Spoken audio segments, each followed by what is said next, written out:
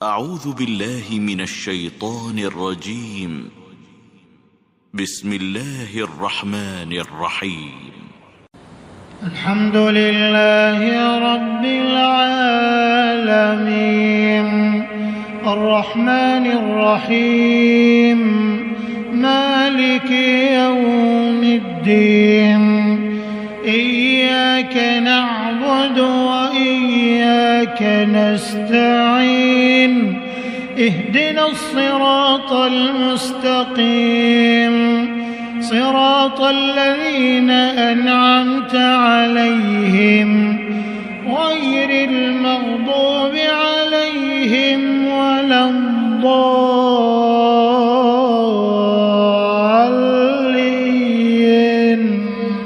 آمين. السلام عليكم ورحمة الله تعالى وبركاته. أعوذ بالله من الشيطان الرجيم. بسم الله الرحمن الرحيم. الحمد لله رب العالمين. اللهم صل على سيدنا محمد عدد ما في علم الله صلاة دائمة بدوام ملك الله. الله حي الله نالر الله حي الله حالر. أما بعد فقد قال الله تعالى في القرآن العليم وذروا ظاهر الإثم وباطنه إن الذين يكسبون الإثم سيجزون بما كانوا يقترفون. وقال رسول الله صلى الله عليه وسلم الغيبة أشد من الزنا. صدق الله العلي العليم. அளவற்ற அருளாளனும் நிகரற்ற அன்புடையோனுமாகிய அல்லாஹுவின் திருநாமத்தால் ஆரம்பிக்கின்றேன். அருமையான பெரியோர்களே, சகோதரர்களே, அல்லாஹு தஆலா நம்மவர்களை சிறந்த ஒரு சமுதாயத்தினவர்களாக படைத்திருக்கின்றான். சிறப்பான ஒரு ஜும்ஆவுடைய தினத்திலே அல்லாஹுடைய ஆலயத்திலே ஒன்று கூடி அல்லாஹுடைய கட்டளையை நிறைவு செய்யக்கூடிய அடியார்களாக அல்லாஹ் ஆக்கியிருக்கின்றான். அதை அல்லாஹ் கபூல் செய்வானாக. அருமையானவர்களே, மனிதர்களாக படைக்கப்பட்ட நாம் பாவம் செய்யக்கூடியவர்கள்தான், பாவத்திலே உழலக்கூடியவர்கள்தான். ஆனால் அதிலிருந்து சிறந்து விளங்கக்கூடியவர்கள் யார் என்பதை நாம் மார்க்கம் சொல்லித் தரும் பொழுது அந்த பாவத்தை உணர்ந்து அல்லாஹ்விடத்தில் இஸ்திக்பார் தௌபா செய்து யார் மீட்சி பெற்றுக் கொள்ளுகின்றார்களோ அவர்கள்தான் சிறந்தவர்கள் என்பதாக அல்லாஹ் தஆலா குர்ஆன் ஷரீஃபிலே பல இடங்களிலே பேசுகின்றான். நபிமார்களாக வந்தவர்கள் அவர்கள் மாசூம்கள், அவர்கள் பாவம் செய்யாதவர்கள். அல்லாஹ் அவர்களை பாவத்திலிருந்து பாதுகாத்தான். ஆனால் மற்ற ஏனைய அடியார்களாக வந்தவர்கள் எல்லா அடியார்களும் பாவம் செய்யக்கூடியவர்கள். அந்த பாவத்திலிருந்து மீட்சி பெற வேண்டும். இதைத்தான் அல்லாஹ் விரும்புகின்றான். ஆனால் ஒரு அடியான் அந்த அல்லாஹுடைய கட்டளையை கேட்டு அந்த அல்லாஹுடைய கட்டளையை புரிந்து தௌபாவும் செய்யவில்லை, இஸ்திக்பாரும் செய்யவில்லை, அவனுடைய வாழ்நாளை முடித்து கொண்டான் என்று சொன்னால் அதை விட கை சேதமான ஒன்று இந்த உலகத்தில் இல்லை. ஏனென்று சொன்னால் இந்த உலக வாழ்க்கை சொற்பமான வாழ்க்கை, நிரந்தர வாழ்க்கையாக இருக்கக்கூடியது அந்த மறுமையுடைய வாழ்க்கை. அந்த மறுமையுடைய வாழ்க்கையிலே சொர்க்கத்துக்கு உரியவனாக அந்த அடியான் இருக்க வேண்டும், அல்லது நரகத்துக்கு உரிய அடியானாக அல்லாஹ் இருக்க வேண்டும். அல்லாஹ் நாம் அனைவர்களையும் காப்பாற்றுவானாக. இந்த நரகத்துடைய வாழ்க்கையும் சொர்க்கத்துடைய வாழ்க்கை இருக்கின்றதே, அது கியாமத்துடைய நாள் வரை நீண்டு இருக்கும். என்ன, அந்த கடைசி காலகட்டம் வரைக்கும் அது நீண்டு இருக்கும். ஒன்று சொர்க்கம், ஒன்று நரகம். அந்த நரகத்துடைய நெருப்புகளை நாம் நினைத்து பார்த்தோம் என்று சொன்னால் இந்த உலகத்தில் இருக்கக்கூடிய இந்த நெருப்பை விட 70 மடங்கு அதிகமான தன்மைகள் வாய்ந்ததாக அந்த நெருப்பு இருக்கும். அப்போ அந்த நெருப்பில் நம்ம பொசுக்கப்பட்டோம்னு சொன்னால் நம்ம நிலைமை என்ன? அருமையான பெரியளை சகோதரர்களே, அந்த நரகத்தை விட்டு நாம் பாதுகாப்பு பெற வேண்டும் என்பதற்காக தான் அல்லாஹ் தஆலா நபிமார்களை இந்த உலகத்துக்கு அனுப்பி, நீங்கள் என்னுடைய அடியார்களாக இந்த உலகத்திலே வாழ்ந்து என்னுடைய பொருத்தத்தை பெற்றவர்களாக வாருங்கள் என்பதற்காகவே அல்லாஹ் தஆலா வேதங்களை தந்து நம்மளுக்கு என்ன செஞ்சான்? அதை கற்றுத்தர வைத்தான். அருமையானவர்களே, மனிதனுடைய படைப்பு இருக்கின்றதே, அல்லாஹ் குர்ஆன் ஷரீஃபில் சொல்லித் தரும் பொழுது குலிகல் இன்சான லைஃபா, மனிதன் பலகீனமானவனாக படைக்கப்பட்டிருக்கின்றான். அல்லாஹ் பேசுகின்றான். நம்மளுடைய படைப்பை நாம் முன்னோக்கி நாம் பார்க்கும் பொழுது ஒரு அற்ப துளி நீர், அந்த நீரிலிருந்து விந்து துளியிலிருந்து மனிதன் படைக்கப்பட்டான். அப்படி படைக்கப்பட்ட மனிதன் ஆணவத்தால அகங்காரத்தால என்ன செய்து கொண்டிருக்கின்றான்? என்னை விட்டா இந்த உலகத்தில் யாரும் இருக்கிறாங்களா அப்படிங்கிற அளவுக்கு மனிதன் எங்கே சென்று விட்டான்? அகங்காரத்துடைய உச்சக்கட்டத்துக்கு சென்று விட்டான். எந்த அளவுக்கு என்று சொன்னால், இறைவனை மறுத்து விட்டு, இறைவன் தான் இருக்கட்டும் அப்புறம் பார்த்துக்கிடுவான், நபிமார்கள்லாம் இருக்கட்டும் அப்புறமா பார்த்துக்கிடுவான், நபிமார்கள் சொன்ன வாழ்க்கை எனக்கு தேவையில்லை, இறைவன் சொல்லி தந்த அடிப்படை எனக்கு தேவையில்லை என்று புறக்கணித்து ஒரு மனிதன் வாழுகிறான் என்று சொன்னால் அவனுடைய ஈமான் எங்க? அருமையான பெரியuள்ள சகோதரர்களே, இந்த பாவம் என்பது இருக்கின்றது. இந்த பாவம் என்பது இரண்டு விதத்தில் நிகழ்கின்றது. நம்ம பாவம்னு சொல்லிக்கிட்டு இருக்கோம். அந்த பாவத்தை நம்ம முதல்ல நம்ம தெரியணும்ல, அது தெரிஞ்சாத்தானே நம்ம அந்த பாவத்திலிருந்து விடுபட முடியும். அந்த பாவம் மனிதர்களிடத்தில் இரண்டு விதமாக உருவாக்கப்படுகின்றது. அதை அல்லாஹ் குர்ஆன் ஷரீஃபிலே சொல்லித் தரும் பொழுது, வதரு லாஹிரல் இஸ்மி லாஹிரல் இஸ்மி வ பாத்தினஹு, வெளிரங்கமான பாவம் ஒன்று இருக்கின்றது, உள்ரங்கமான பாவம் ஒன்று இருக்கின்றது. அல்லாஹ் சொல்றான் அந்த வசனத்தில், மனிதனுடைய வாழ்க்கையிலே வெளிரங்கமான வாழ்க்கை இருக்கின்றது, உள்ரங்கமான வாழ்க்கை இருக்கின்றது, லாகிரான வாழ்க்கையும் இருக்கின்றது, பாத்தினான வாழ்க்கையும் இருக்கின்றது. அதே போன்று இந்த உலகத்தில் உள்ள செயல்பாடு நன்மை தீமைகளிலும் லாகிரானவற்றும் இருக்கின்றது, பாத்தினானது இருக்கின்றது. அதாவது வெளிப்படையாக நிகழக்கூடிய பாவங்கள். இப்போ நான் ஒரு கொலை செய்துட்டேன், நல்லா காப்பாற்றணும், கொலை செஞ்சுட்டேன், எல்லாம் என்ன செய்யும்? எல்லாருக்கும் தெரியும். கொலைகாரன் கொலைகாரன் கொலைகாரன் என்ன செஞ்சிருங்க? அப்படியே அடுத்த நிமிஷம் மக்கள் எல்லாம் நம்ம எல்லாம் விளங்கிக்கிட்டு ஒதுக்க ஆரம்பிச்சிருவோம். அதுக்குள்ள என்ன நடக்கும்? பகிரங்கமாக பெருபாவம் என்று சொல்லக்கூடிய எந்த குற்றங்கள் நிகழ்ந்தாலும், அது கொலையாக இருக்கட்டும், விபச்சாரமாக இருக்கட்டும், அல்லாஹுக்கு இணை வைக்கக்கூடிய காரியமாக இருக்கட்டும், மது அருந்தக்கூடிய காரியங்களாக இருக்கட்டும், இப்படி பெரும் பாவங்களாக அல்லாஹ் எதையெல்லாம் ஆக்கியிருக்கின்றானோ அந்த பாவங்களை எல்லாம் நாம் செய்யும் பொழுது நம்மளுடைய உடல் அங்கம் மூலியமாக வெளிப்படும். ஒரு மனிதனை மாதல்ல அல்லாஹ் காப்பாத்தன, ஒரு மனிதனை கொலை செய்கிறோம் என்று சொன்னால் என் கையாலே நான் கொலை செய்ய வேண்டும். நான் மது அருந்துகிறேன் என்று சொன்னால் என் கையாலே அருந்த வேண்டும். நான் வட்டி வாங்குகிறேன் என்று சொன்னால் என் கையாலே நான் வட்டி வாங்க வேண்டும், வட்டி கொடுக்க வேண்டும். இதுவெல்லாம் அல்லாஹ் கண்டிக்கக்கூடிய பெரும் பாவங்கள் என்பதை நாம் புரிந்து கொள்ள வேண்டும். அல்லாஹுக்கு ஒரு அடியான் இணை வைக்கிறான் என்று சொன்னால் அந்த பெரும் பாவங்களிலே ஒன்றுதான். இப்ப இதுவெல்லாம் உடல் அங்கத்திலே வெளிப்படக்கூடிய ஒரு பாவங்களாக இருந்து கொண்டிருக்கின்றது. இதெல்லாம் நமக்கு தெரியும். ஆனா தெரிஞ்சிருந்து என்ன செய்வோம்? அந்த பாவத்திலே உழுந்து கொண்டு இருக்கின்றோம். தெரியாம அறியாம செய்யக்கூடிய பாவத்தை அல்லாஹ் என்ன செஞ்சிருவான்? மன்னிச்சிருவான். ஆனா தெரிஞ்சு செஞ்சாங்கன்னு வச்சுக்கணுங்களேன், அது கடுமையான ஒண்ணு. அவன் அல்லாஹ்ட்ட தௌபா செய்யாம என்ன செய்ய முடியாது, அதுல இருந்து மீள முடியாது. அருமையானவர்களே, இந்த பாவங்கள் நிகழ்கிறது என்று சொன்னால் தன்னுடைய உறுப்புகள் மூலியமாக நிகழக்கூடிய பாவங்கள் எல்லாம் வெளிப்படையான பாவங்கள், பாத்தினான பாவங்கள் என்று அல்லாஹ் சொன்னானே. இது லாகிரான வெளிப்படையான பாவங்கள். என்ன? லாகிருல் இஸ்மி வெளிப்படையான பாவங்கள், வல் பாத்தினுஹு பாத்தினான பாவங்கள் இருக்கின்றதே. அந்த பாவங்கள் என்ன?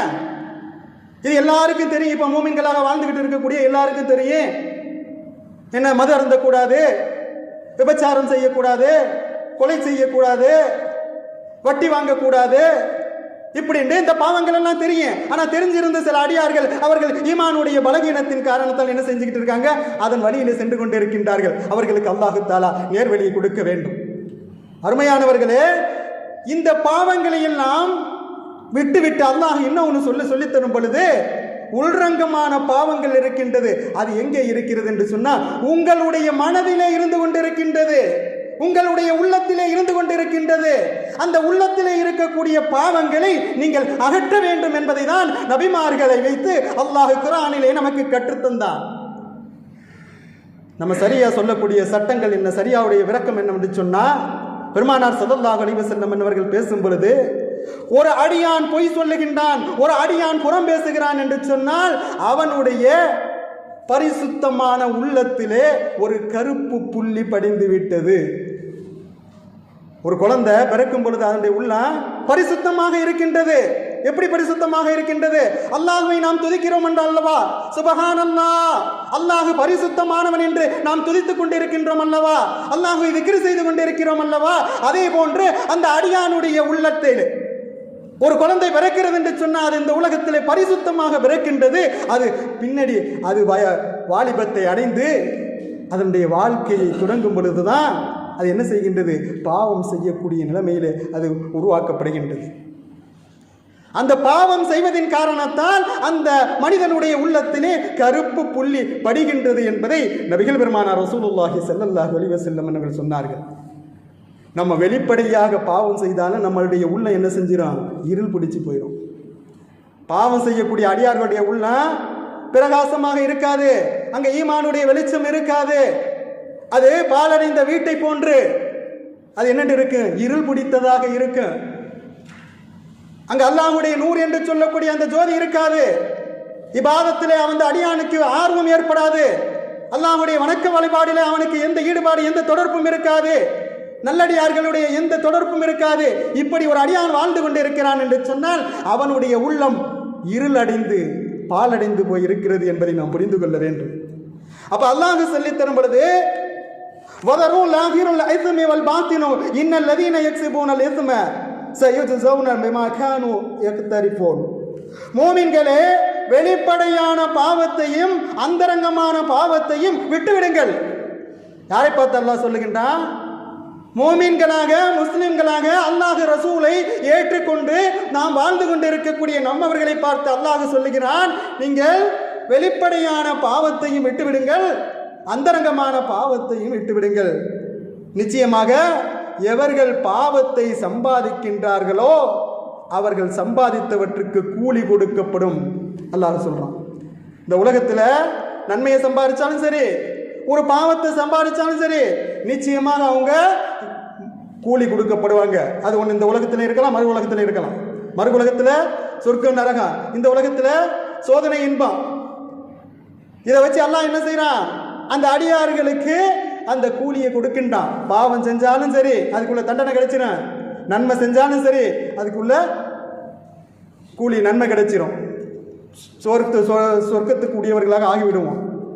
ஆக அருமையான பிரியுள்ள சகோதரர்களே, இந்த உள்ளார்ந்த பாவம் என்ன? அந்த உள்ளார்ந்த அந்த மனம் சம்பந்தப்பட்ட அந்த பாவம் என்ன என்று பார்க்கும் பொழுது நம்மளுடைய குணாதிசயத்திலே ஒட்டி இருக்கின்றதல்லவா? பொறுமை, அதாவது பொறுமைங்கிற பெருமை, பொறாமை, விரோதம், கோபம், இப்படி சொல்லக்கூடிய இந்த குணாதிசயங்கள் இருக்கின்றத, இந்த குணாதிசயங்கள் மோசமான ஒரு அழுக்கு. இது உள்ளத்தில் இருக்கக்கூடிய அழுக்கு. துணியில் இருக்கக்கூடிய அழுக்கு என்ன செஞ்சிருவான்? சோப்பு போட்டு பவுடர் போட்டு என்ன செஞ்சிருவான்? இல்லாம ஆக்கிடுவான். ஆனா உள்ளத்தில் படிந்திருக்கக்கூடிய ஹசது, உள்ளத்தில் படிந்திருக்கக்கூடிய கிபரு, உள்ளத்தில் படிந்திருக்கக்கூடிய கலபு, இந்த அழுக்குகளை எல்லாம், இந்த பொறாமை, இந்த பெருமை, இந்த கோபம், இந்த கருவம், இந்த விரோதம், நான் என்ற அகங்காரம், இந்த அழுக்குகளை நீக்க வேண்டும் என்பதை தான் அல்லாஹ் தஆலா குர்ஆன் ஷரீஃபிலே பேசிக் கொண்டிருக்கின்றான். பல நல்லடியார்கள், சூஃபியாக்கள், நமக்கு சாலிஹீன்கள் இருந்து அதை சொல்லி தந்தார்கள். தஸ்கியத்துன் நஃப்ஸ், உங்களுடைய உள்ளத்தை பரிசுத்தப்படுத்துங்கள், பரிசுத்தப்படுத்திவிட்டு சுபஹானல்லாஹ், அல்லாஹ் பரிசுத்தமானவன் என்று சொல்லுங்கள். அப்படி சொல்லும் பொழுது அந்த ஒரு திக்ருக்கு அல்லாஹ் தஆலா நன்மையை தருகின்றான். அப்படி உள்ளத்திலே பரிசுத்தம் இல்லாமல் நாம் செய்யக்கூடிய அந்த இபாதத்துக்களை அல்லாஹ் என்ன செஞ்சிடறான்? தூக்கி அப்பால போட்டுடுறான். அப்ப நம்மளுடைய இபாதத்து, நம்மளுடைய தொழுகை ஏற்றுக்கொள்ளப்பட வேண்டும் என்று சொன்னால் அங்க சுத்தி உளு தேவை. உளு என்ன? சுத்தம். அப்ப அல்லாஹுவை திக்ர் செய்ய வேண்டும், அல்லாஹுவை தொழ வேண்டும் என்று சொன்னால் உடலும் சுத்தமாக இருக்க வேண்டும், உள்ளமும் சுத்தமாக இருக்க வேண்டும், இடமும் சுத்தமாக இருக்க வேண்டும், உடையும் சுத்தமாக இருக்க வேண்டும் என்பதை அல்லாஹ் நமக்கு விதியாக்கி இருக்கின்றான். அப்ப அந்த சுத்தத்தை எல்லாம் நம்ம ஏற்படுத்தணும். இன்றைக்கு நம்மளுடைய இளைஞர்களுடைய நிலைமையை பார்க்கும் பொழுது, இளைஞர்களுடைய நிலைமைகளை பார்க்கும்போது மிக வேதனைக்கு உரிய விஷயமாக இருந்து கொண்டிருக்கின்றது. அல்லாஹ் காப்பாற்ற வேண்டும். நம்மளுடைய ஈமான்தாரியுடைய பிள்ளைகள் இன்னைக்கு வழிதவறி செல்லக்கூடிய ஒரு சூழல். வழிதவறி செல்லக்கூடிய ஒரு சூழல்ல என்ன செஞ்சிருக்காங்க? போதைக்கு அடிமையா இருக்கிறாங்க. போதையில உள்ள பொருட்கள் எல்லாம் இப்ப எப்படி வருன்ற நம்ம பேர் சொல்ல முடியல. வாயில வைக்கக்கூடிய பவுடர் போலவும், வாயில வைக்கக்கூடிய ஒரு சின்ன ஒரு மிட்டாய் போலவும் போதைப் பொருட்கள் என்ன செய்கின்றது? உருவாக்கப்பட்டு பயன்படுத்தப்பட்டு கொண்டு இருக்கின்றது. இதுல குறிப்பாக பள்ளிக்கூடத்தில் இருக்கக்கூடிய மாணவர்கள், பிள்ளைகள், இளம் பிள்ளைகள், இந்த இளம் பிள்ளைகள் வர வர நம்மளுடைய சமுதாயத்துடைய பிற்கால தூண்களாக இருக்கின்றார்கள். அவர்கள் சீரழிஞ்சு செல்வதற்கு இந்த போதையும் இன்றைக்கு இருக்கக்கூடிய என்ன காதல் என்ற ஒரு வலையிலும் வீழுகின்றார்களே. இது மோசமான ஒரு நிலைமை. இன்றைக்கு பாருங்க, ஒவ்வொரு பிள்ளைகளிலும் மொபைல் கையில் இருக்குது, ஆண்ட்ராய்டு மொபைல். அதை தன்னுடைய பிள்ளைகளுக்கு கொடுப்பதை நம்ம பெருமையாக நினைச்சுக்கிட்டு இருக்கோம். ஆனா அதில் நின்று என்னென்ன கேடுகள் உருவாகிறது என்று சொன்னா அது உடலுக்கும் கேடா இருக்குது. அடுத்தது என்னன்னு சொன்னா அந்த பிள்ளைகளுடைய மனநிலைக்கு கேடா இருக்குது. அதுல என்னென்ன பலாய்கள் அத்தனை வருது. அதுல நல்லது வருது, கெட்டது வருது, ரெண்டு இருக்கிறது. இப்ப ஒரு மொபைலை நம்ம பயன்படுத்துவது நல்லது கெட்டது அறிந்தவர்கள் பயன்படுத்த வேண்டும். நல்லது கெட்டது அறிய முடியாத பருவத்தில் இருக்கக்கூடிய இளைஞர்களுடைய கையிலும் இளைஞர்களுடைய கையிலும் அந்த மொபைல் இருக்கும் பொழுது அவர்களை வழிகெடுத்து செல்லக்கூடிய திசை திருப்பி கொண்டிருக்கின்றது. அவர்களை ஈமானை விட்டு, இஸ்லாத்தை விட்டு என்ன செய்கின்றது? அந்த அப்புறப்படுத்துகின்றது. இன்னைக்கு பாருங்க, அந்த மொபைலை தான் பிள்ளைக்கு கொடுத்துருக்குறோம். 10th படிக்கக்கூடிய புள்ள அந்த மொபைலை பயன்படுத்திக்கிட்டு இருக்கா. அவள்கிட்ட இருந்து அந்த மொபைலை தாமா அப்படின்ட்டு கேட்டோம்னா தர்றதுக்கு யோசனை பண்றா. அந்த வாங்கி கொடுத்தது நம்ம, அந்த மொபைலை வச்சு நீ புழங்குமான்னு சொல்றோம், பயன்படுத்துறா. அதுல உள்ள அந்த ஸ்டோரேஜ் என்ன என்று நம்ம பார்ப்போம் அப்படின்னு நம்ம கேட்டா கூட என்ன செய்கிறோம்? தரமாட்டுக்கிறோம். ஏன்? அதுல அத்தனை வகையான கான்டாக்ட், தேவையில்லாத தொடர்புகள். கேட்டா கேர்ள் ஃப்ரெண்டு, பாய் ஃப்ரெண்டு. இதை இஸ்லாம் அங்கீகரிக்கவில்லை, இஸ்லாம் தடுக்குகின்றது. இன்றைய காலகட்டத்தில் உள்ள கல்வியை புறக்கணிக்கின்றது. பெண்கள் பள்ளிக்கூடத்திலே படிக்க வேண்டும், ஆண்கள் பள்ளிக்கூடத்திலே படிக்க வேண்டும். இந்த கோ எஜுகேஷன் என்று சொல்லக்கூடிய இந்த படிப்புகளை இஸ்லாம் என்ன செய்கின்றது? வெறுக்கின்றது, அங்கீகரிக்கவில்லை. இன்னைக்கு அந்த இளைஞர்களுடைய நிலைமை பார்த்தா அவங்க கேட்ட காதல். சரி, நீ பிரியப்படுறாமா, அவனை கல்யாணம் பண்ணி வச்சிருவோம் அப்படின்டா அவங்களுடைய வாழ்க்கை எவ்வளோ காலம்? 1 வருஷம் 2 வருஷம், 2 பேருக்கு அப்புறம் டைவர்ஸ். இது என்ன நிலைமை? அவர்கள் அந்த வயதிலே அவர்களுடைய அந்த உணர்ச்சியை அவர்களுக்கு தெரியவில்லை. எது நல்லது எது கெட்டது என்று பிரித்து அறியக்கூடிய நிலைமை இல்லை. அவர்கள் என்ன செய்கின்றார்கள்? அவர்களுடைய அந்த ஈமானை இழக்கின்றார்கள். அவர்களுடைய பொருளை, அந்த கண்ணியத்தை, குடும்பத்திலே கண்ணியத்தை இழக்கின்றார்கள். இப்படிப்பட்ட ஒரு நிலைமைகள்லாம் ஏற்படுகிறது என்று சொன்னா இது என்ன? ஒழுக்க கேடு. நாம தான் நாளைக்கு அல்லாஹ்ட்ட பதில் சொல்லணும். நம்மளுடைய பிள்ளைகளுக்கு பொறுப்புதார் யாரு? நாம தான். ஏன் ஆரம்பத்திலே நாம் குர்ஆனை கற்றுக் கொடுக்கவில்லை, நபியுடைய முஹப்பத்தை மனதிலே உருவாக்கவில்லை, அல்லாஹ் ரசூலுடைய அந்த கட்டளையை புகுத்தவில்லை. அதன் காரணத்தால் அந்த பிள்ளைகள் ஒழுக்கக்கேடான காரியத்துக்கு செல்லக்கூடிய ஒரு நிலைமை. ஆரம்பத்திலேயே நம்ம அந்த குழந்தைகளுடைய உள்ளத்தில் இறையச்சத்தையும் அந்த ரசூலுடைய நபியுடைய முஹப்பத்தையும் நாம் ஊட்டி வளர்க்கும் பொழுது அந்த புள்ள வழி தப்பாது. அல்லாஹ் என்ன செய்வான்? அதை காப்பாற்றுவான். ஆனா இன்னைக்கு அந்த நிலைமை இல்லை. இன்னைக்கு என்ன செஞ்சிருச்சு? உலக மோகம் நம்மளை அப்படியே திசை திருப்பிடுச்சு. சரி, இந்த உள்ரங்கமான பாவங்கள் இருக்கின்றது, இதை நாம் என்ன செய்ய வேண்டும்? நீக்க வேண்டும். இன்னைக்கு எத்தனை பேர்கிட்ட நம்மகிட்ட இருக்குது? பெருமை, கர்வம் என்கிட்ட இருக்குது, என்னை சேர்த்து தான் சொல்றேன். அதை இல்லாமல் ஆக்குவதற்கு நாம் முயற்சி செய்ய வேண்டும். அதற்கு நாம் ஏதாவது முயற்சி செய்கின்றோமா? நான் என்ற அகங்காரம் யாருக்கு, எந்த அடியானுக்கு வருகின்றதோ, நான் ஒரு டாக்டர், நான் ஒரு ஆலிம், நான் ஒரு வக்கீல் என்று நான் என்ற அகங்காரம் யாருக்கு வருகின்றதோ அவர்களுக்கு அடுத்த 2வது படியாக பெருமை, கிபுர் என்பது விட்டது. இப்ப இந்த கிபுரை இல்லாம ஆக்கணுமே. இதைத்தான் பெருமானார் ஸல்லல்லாஹு அலைஹி வஸல்லம் அவர்கள் கற்றுத்தரும் பொழுது அவர்கள் என்ன செய்தார்கள்? எல்லோருக்கும் பணிவிடை செய்யக்கூடிய ஒரு தூதராக அவர்கள் இருந்தார்கள். எல்லோருக்கும் நன்மையை சொல்லக்கூடிய ஒரு தூதராக அவர்கள் இருந்தார்கள். உலகத்துக்கே அருள்கொடையாக ரஹ்மத்துல் ஆலமீனாக பெருமானார் ஸல்லல்லாஹு அலைஹி வஸல்லம் அவர்கள் வந்தார்கள். அருமையான பெரியவுள்ள சகோதரர்களே, இன்றைய காலகட்டத்தில் குர்ஆன் போதும் ஹதீஸ் போதும். என்ன குர்ஆன் ஹதீஸ் போதும்? குர்ஆன் மட்டும் எடுத்தால் நீங்கள் என்ன செஞ்சிடலாம்? சொர்க்கத்துக்கு போயிடலாமா? இல்லை ஹதீஸை மட்டும் அஹ்லே ஹதீஸ்னு சொல்லிக்கொண்டு ஹதீஸை மட்டும் எடுத்து அமல் செஞ்சால் சொர்க்கத்துக்கு போயிடலாமா?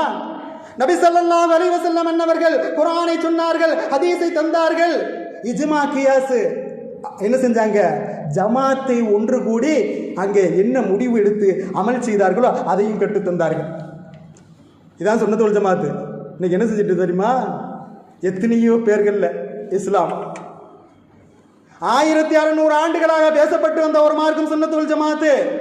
இன்னைக்கு பாருங்க, இன்றைக்கு வேதனைப்பட்டு நான் சொல்லக்கூடிய ஒரு வார்த்தை என்னென்று சொன்னால், இன்றைக்கு முஸ்லிம் சமுதாயம் திண்டாடி கொண்டிருக்கிறது என்று சொன்னால் முஸ்லிம்களிடத்திலே ஒற்றுமை இல்லை. ஒற்றுமை இல்லாததின் காரணத்தால் இன்னைக்கு பாருங்க திண்டாடி கொண்டிருக்கின்றோம், ஒடுக்கப்பட்டவர்களாக இருந்து கொண்டிருக்கின்றோம். பல கூறுகளாக இஸ்லாமிய பெயர்களை வைத்துக் கொண்டு நான் அந்த ஜமாத்து, நான் இந்த ஜமாத்து. நமக்கு எப்போ ஒற்றுமை வரப்போகுது?